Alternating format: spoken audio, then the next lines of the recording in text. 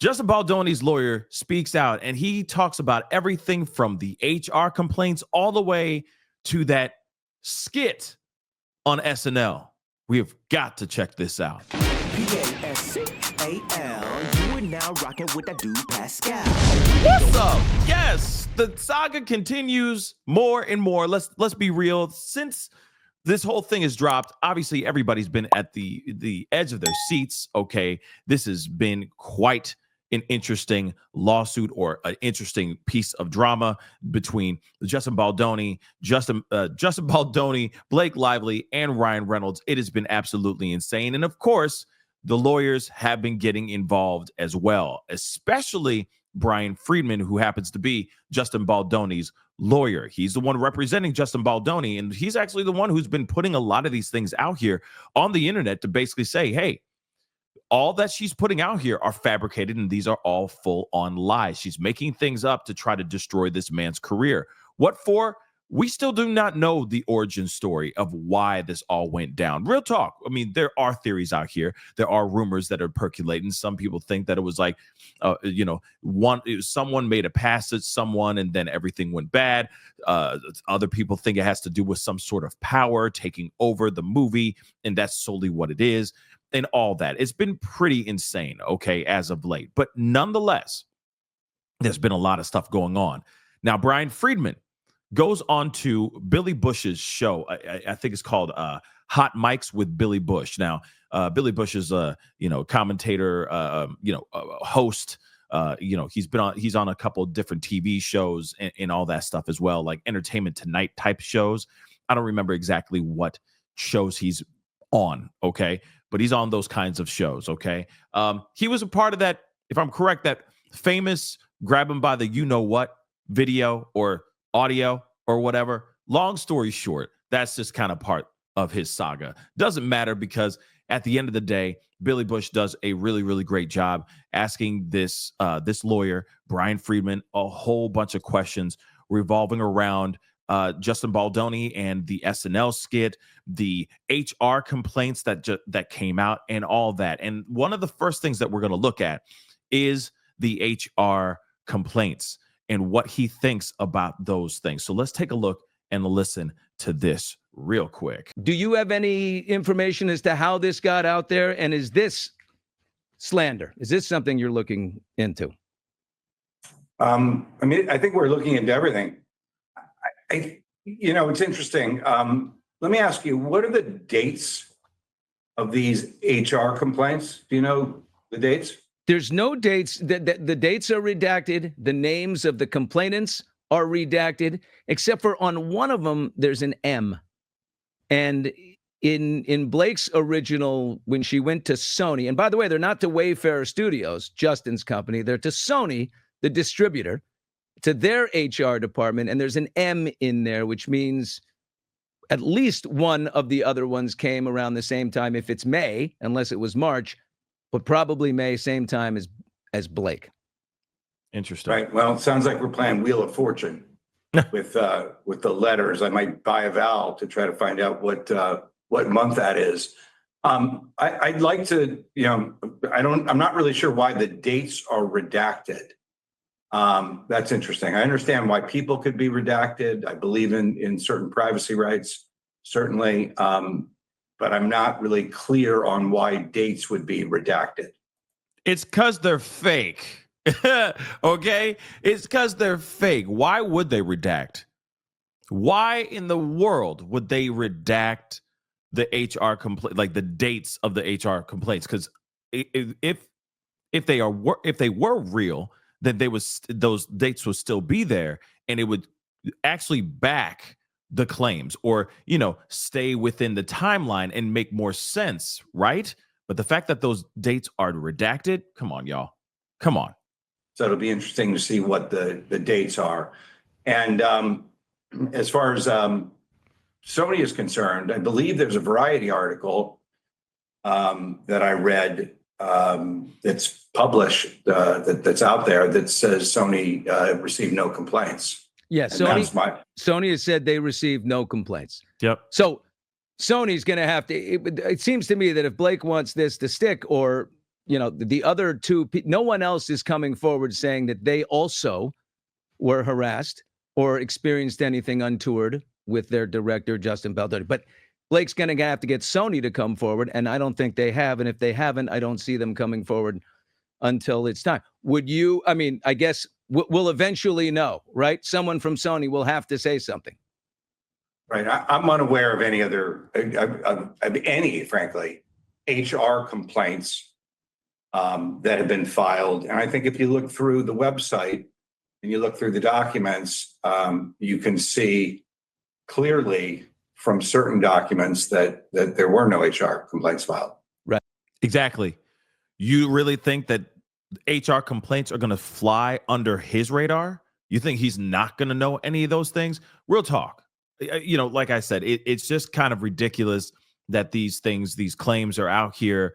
These alleged HR complaints are out here, and he's sitting here acting. He's like, I'm brand new to this.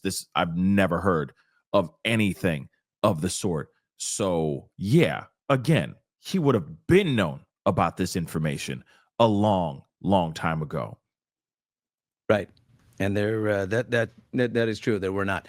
So Blake's team, their latest move just before the weekend, they're trying to subpoena 2.5 years of phone records. Okay, and that means every communication, not just with all the parties, but basically 2.5 years of Justin Baldoni texting, calling anyone. God forbid someone looks through my phone for 2.5 years. I get canceled again, big guy. No one wants. Pretty soon we're going to cancel people for thoughts that they're having. But they want if you represented Blake, could you do that? Would a judge ever, under any circumstances, allow 2.5 years of your every communication with every person alive to be made public? I think that the law requires that things be narrowly tailored so that they're related to at least the case you're dealing with, unless there's some good reason to not have it narrowly tailored. Again, you mentioned the latest move.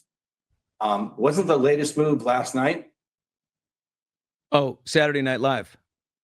Yeah, that seemed like that might be the latest move. What did you think? Yeah, I'd like to know what he thinks. When you saw, Ryan, make light of the situation, I guess, try to find some humor in all this. I'm unaware of anybody, frankly, whose wife has been sexually harassed and has made jokes about that type of situation. Yeah, I can't think of anyone who's done anything like that, and so it surprised me. I agree. Like I get it. Yes, it made people laugh in the room, or at least in the studio. Maybe it was an awkward laugh or an uncomfortable laugh, but yes, they were addressing the elephant in the room type situation. But this goes a lot longer. This goes a lot earlier. It goes way back, right? All the way back to Deadpool. Him creating Nice Pool as a character. Then for this character ends up getting riddled with bullets at the end. Like, he straight up viciously takes this person out. And of course, this Nice Pool is a parody of Justin Baldoni. Okay. And he puts all this information out there with all these jokes and all that within this movie. He spends the time to create a character in a multi-million-dollar movie, all at the expense of making fun of Justin Baldoni. For God knows what he feels like, whatever he feels, whatever reason, aside from, I don't know. Like, he decides, I'm just going to use him as the butt of a joke. And then the joke at the end is that he ends up perishing. Okay. This is a long, long thing. So not only did he make a joke and make a parody and make a character in his multi-million-dollar movie, which was a huge success, by the way, he also still is making jokes about him on SNL. So it's still like it just doesn't make any sense. Especially he's got a point as something so serious, so serious. These allegations are massively serious. It still doesn't make sense to me as well that he would still make jokes at Justin and his wife's expense. Okay, especially when they're looking at a multi-million dollar, hundreds of millions of dollars of a lawsuit on both sides. So again, like again, it is weird. Okay. And and it's nice to hear what Bryan Freedman has to say about this, because again, he's like, it just doesn't make, like, why would he do that? Why would you make fun or make jokes, make light of the situation when this is a very serious situation, hundreds of millions of dollars serious? You feel me? And it leads us to this moment now where Blake's legal team has gone. They have an amended complaint, right? They went to the judge and said, we need to amend our complaint. We want some time. I think the judge said, you're not taking a ton of time. You can have until Monday. Well, that's today.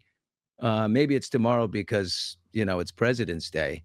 But apparently their team is coming with an amended complaint. What does that mean? Like, I assume they're still going to have the allegations of harassment, and they're not going to, downplay it more than that. Do you have any idea what's coming your way in that?